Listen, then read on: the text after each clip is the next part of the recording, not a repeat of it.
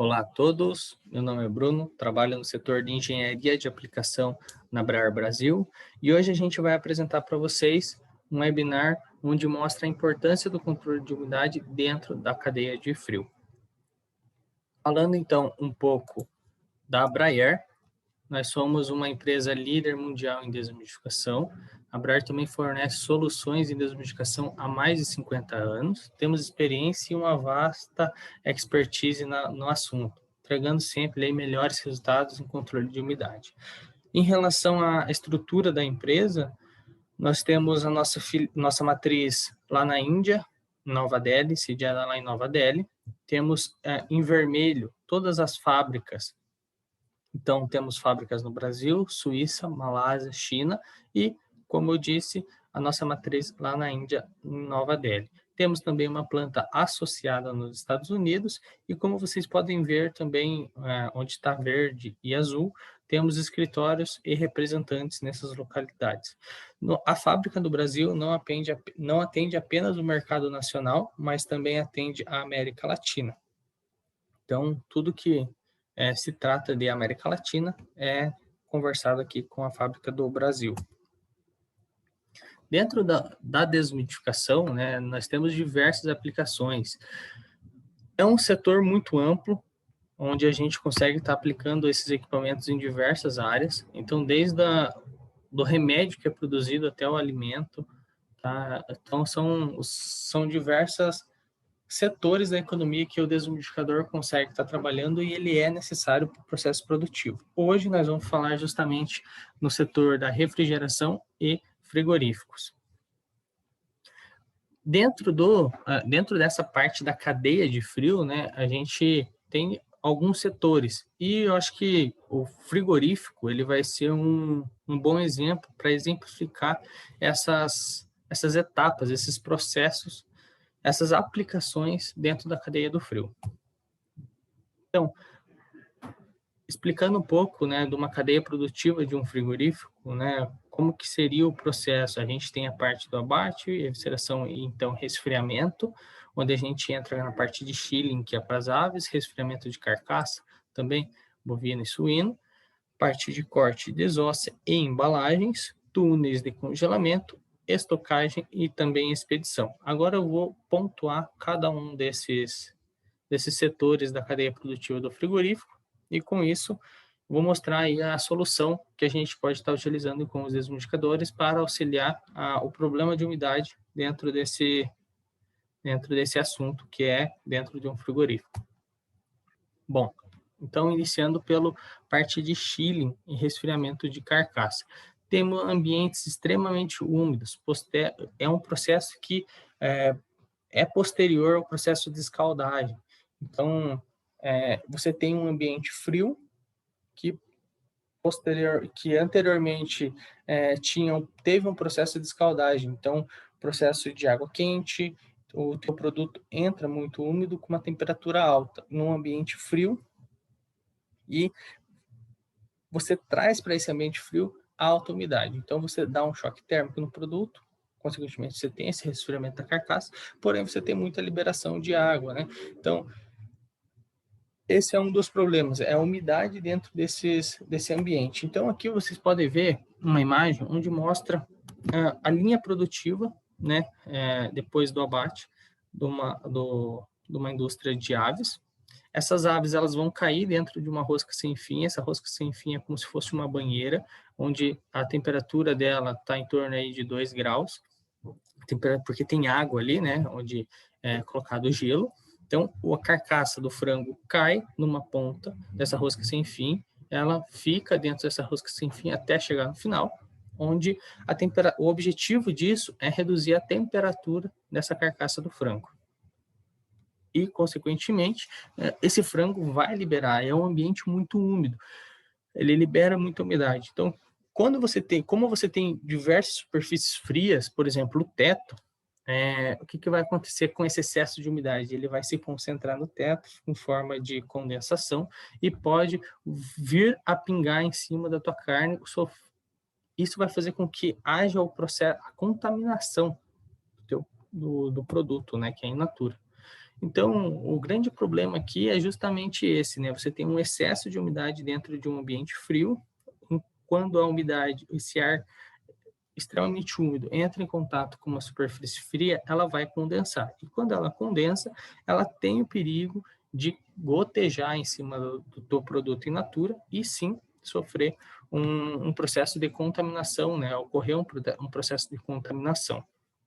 Então, nessa outra foto, a gente consegue verificar que carcaças suínas penduradas, onde elas também estão feito um processo, está sendo realizado um processo de choque térmico, né, resfriamento dessas carcaças. Pode ver que o chão é extremamente úmido. Por quê? Porque esse processo é posterior a um processo de escaldagem. Então, a carcaça ela já vai entrar muito úmida para dentro desses ambientes frios. Consequentemente, liberar muita água e, consequentemente, também ocorreu o processo de condensação. Ocorre também limpeza entre turnos, com água quente nesses ambientes e você tem um processo de exaustão também para a higienização. Isso faz com que a umidade também aumente ali, né? Essa limpeza entre turnos, uma vez que é um ambiente frio e você faz a limpeza com água quente. Problema de umidade. Os desumidificadores vão resolver, eu explico posteriormente. Temos aqui a parte de corte e desossa. Na maioria dos casos, são ambientes que contêm grandes números de pessoas, devido ao processo, né, que é exercido, que é o corte. Depois do processo de resfriamento, você tem, então, o processo de corte e desossa desse produto. Você tem muitas pessoas trabalhando ali dentro, e por norma, você precisa do quê? Renovação de ar.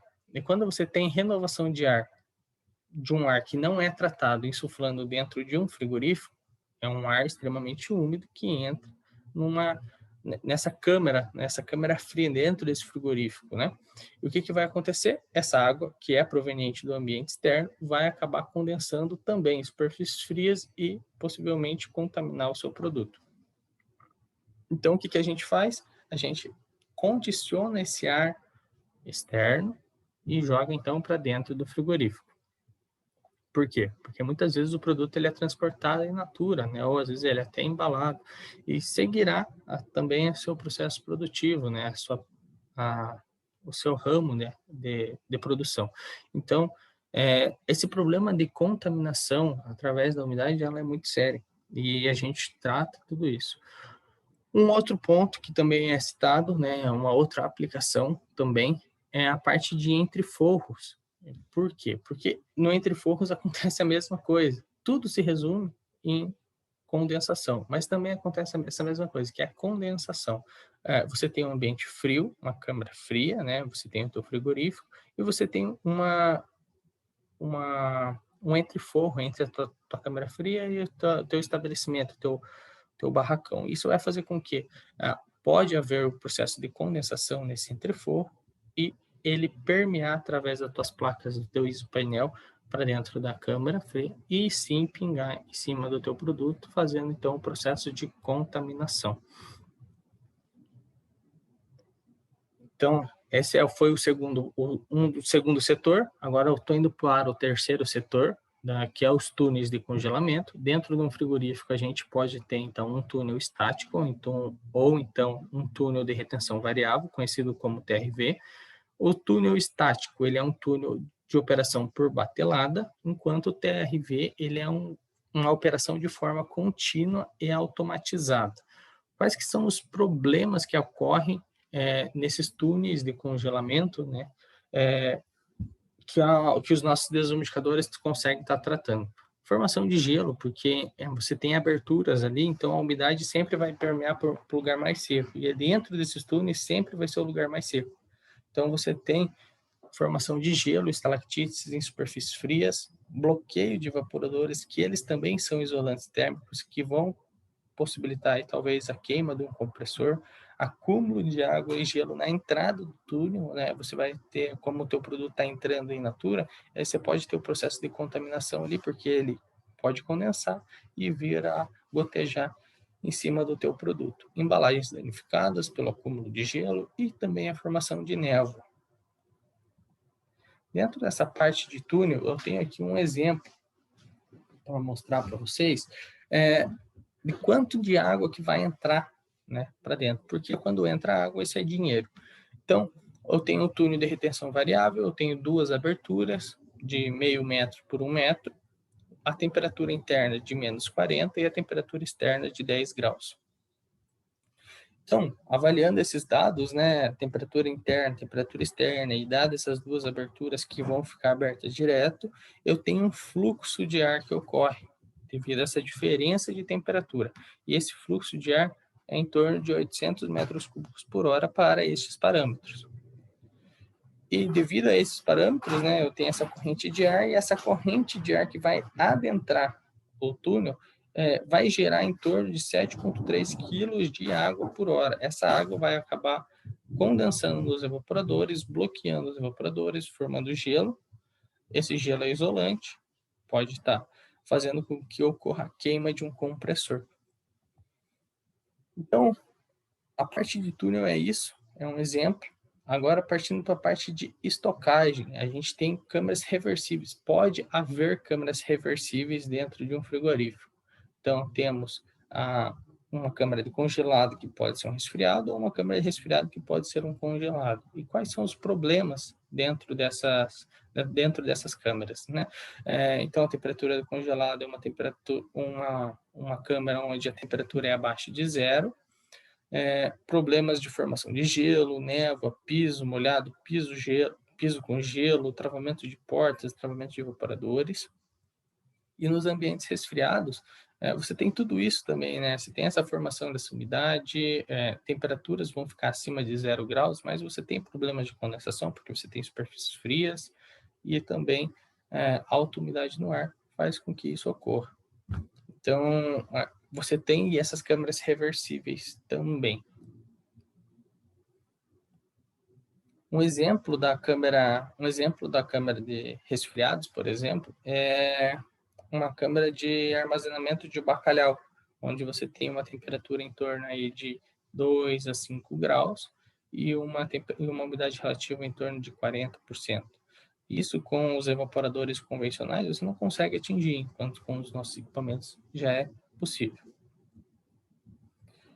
Então, partindo para a última parte ali dentro do frigorífico, né, a gente tem, então, a expedição. Então, o que acontece na expedição? A gente tem uma anticâmara que dá acesso a uma câmara de congelados. Essa anticâmara, ela tem uma doca que dá o acesso ao caminhão. Então, a grande permeação de umidade, a grande infiltração de umidade, ela vai se dar através dessas docas. A umidade, ela sempre vai tender a ir para o lugar mais seco. Então, a umidade vai adentrar por essa anticâmara, essa expedição, ela vai passar ali no evaporador. O evaporador ele vai tirar muita umidade, porém ele não vai ser capaz de tirar tudo.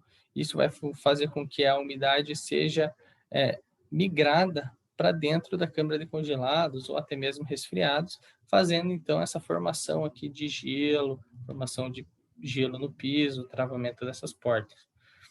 Então, a umidade, né, ela é proveniente, como eu disse, ela sempre vai tender para o lugar mais seco, e nesse caso ela está vindo da onde? Da infiltração maior, que é as portas das docas. A partir do momento que ela entra extremamente úmida, a anticâmara ela vai ter o quê? Que é a expedição. Piso molhado, névoa, infiltração de umidade, bloqueio no evaporador, perigo de queimar esse compressor, o compressor desse evaporador.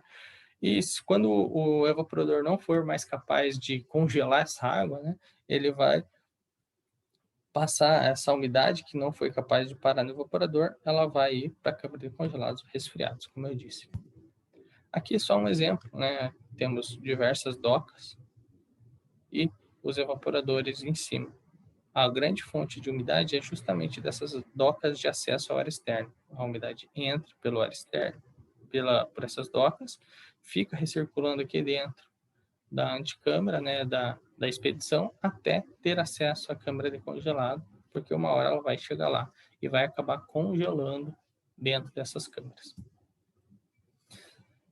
Então, eu já expliquei todas as etapas do frigorífico, né? Então, a gente tem agora uma outra, não que seja uma outra aplicação, mas que, em geral, tem muito, que é as câmeras frias.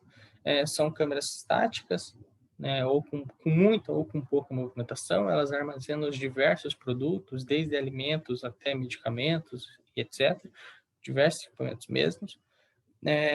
Uma carga de umidade, na maioria das vezes, ela é proveniente das portas, frestas, pessoas, qualidade construtiva desse ambiente, precisam, de acordo com alguns produtos que necessitam de controle de umidade, a gente trabalha dentro dessas câmeras frias também. Um exemplo disso é a câmara de bacalhau que eu comentei anteriormente. Então, como que a Brar resolve, né, o problema de umidade dentro desses processos?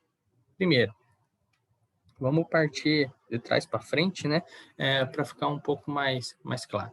A parte da expedição seria essa questão aqui. Então, a umidade está entrando através das docas, o desumidificador vai captar esse ar, vai sofrer o processo de desumidificação e ele vai insuflar o ar nessas portas das áreas de congelados. Por quê? Isso vai fazer com que a umidade que está vindo a umidade que está vindo do ambiente externo não vá diretamente para a área de congelado, mas sim o ar seco do desumidificador entre a área de congelado. Se antes entrava 10 quilos por hora, por exemplo, agora pode entrar 2, 1 quilo por hora de água. Isso vai fazer com que o teu evaporador não fique bloqueado tão rápido. Claro que não vai zerar 100% o processo de gelo, né, de formação de gelo, mas sim vai reduzir drasticamente vai, esse processo, vai reduzir drasticamente a utilização do desumidificador para esta aplicação. Bom, dentro do túnel de congelamento é a mesma coisa. Você tem insuflamento, você tem a captação desse ar a mais ou menos a 10 graus, e insuflamento faz uma cortina de ar na entrada do túnel. Pensa que esse cara aqui é o túnel. Então, eu tenho um insuflamento na entrada do túnel. Isso evita que a umidade entre, a umidade em excesso entre para dentro do túnel, fazendo um estrago lá dentro, enquanto o nosso desumidificador está insuflando uma umidade extremamente baixa. E as demais áreas, como eu comentei, né, a partir de corte de exausto, a gente trata, na maioria das vezes, o ar externo, que é proveniente para fazer renovação de ar para as pessoas que trabalham ali dentro. E na área de chilling, como tem muita condensação em teto, a gente trabalha com o insuflamento de uma película de ar na superfície do teto para fazer com que a umidade não chegue nessa superfície e não sofra o processo de condensação para que não pingue e contamine o produto. Bom, quais são os outros setores, né, que a gente consegue estar trabalhando dessa indústria? A indústria de termoprocessados de carne, a gente, dentro da indústria de termoprocessados, 100% área externa, porque você precisa manter uma pressão positiva. Então, essa pressão positiva significa que eu tenho área externa entrando dentro de uma câmara, dentro de um frigorífico. Então, a gente precisa tratar esse ar externo para que não entre muita umidade e ocorra o processo de condensação lá dentro. Indústria de pescados, indústria de panificação, também voltada para a área de resfriamento de pães e também congelamento, indústrias de laticínios e processo de maturação de queijo, de salame. Bom, explicando um pouco do funcionamento do desumidificador, como que ele trabalha. Aqui vocês podem ver uma imagem explodida do equipamento.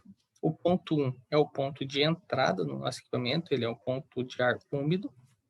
Esse ar úmido entra, passa por um sistema de filtragem. Essa filtragem retém os particulados grossos. Ele vai passar esse ar úmido, vai passar pelo cilindro dessecante, que é o ponto 2. Esse cilindro dessecante ele é um material higroscópico e inerte, que é sílica gel. Essa sílica ela vai reter a umidade. Então, eu tenho o ponto 3, que é o insuflamento de um ar desumidificado para dentro novamente do ambiente.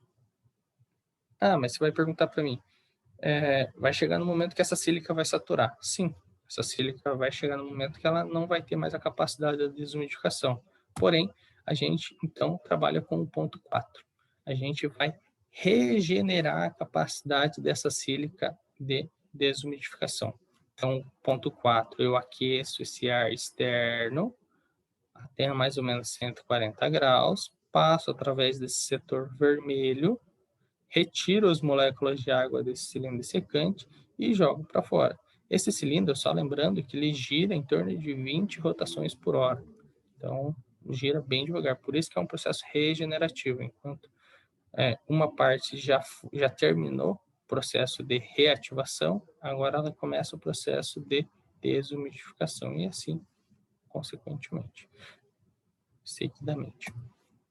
Bom, a gente trabalha com as linhas compactas, né? Quais são as vantagens técnicas desses equipamentos? É um controle independente e preciso de umidade, são equipamentos compactos, um desmultiplicador de fácil instalação e bem intuitivo. Durabilidade da sílica, ela tem aí mais ou menos 10 anos, e esses equipamentos também podem ser comunicados via Citrad. Então, a gente pode fazer essa comunicação aí para ter os parâmetros via celular ou via um supervisório, caso seja necessário. E quais são as vantagens comerciais desses equipamentos? A gente tem 7 equipamentos, a gente tem um range de 7 equipamentos dentro dessa linha compacta. Vai desde o FFB 170 até o FFB 3000. Qualidade de produto, ele é um produto atestado com qualidade internacional, porque o mesmo produto que vem para o Brasil, ele também vai para os Estados Unidos, ele vai para a Europa, vai para a China, vai para todo mundo. Então, é um produto com atestado de qualidade internacional. Investimento é um preço, são preços extremamente agressivos e bem abaixo da concorrência. São equipamentos à pronta entrega, porque a gente tem estoque aqui desses equipamentos no Brasil. E, como eu já havia comentado antes, é um equipamento bem fácil, de fácil instalação e bem dinâmico ali para trabalhar. Aqui só tem a lista de especificações dos equipamentos. Essa lista de especificações vocês podem perguntar aqui para a gente, entrando em contato com a Abraer, ou então até acessando pelo site, vocês vão conseguir encontrar essas especificações. Bom, obrigado pela atenção de todos. Caso vocês tenham alguma pergunta, sintam-se à vontade em contatar-nos. A gente vai estar à disposição para atendê-los. Muito obrigado novamente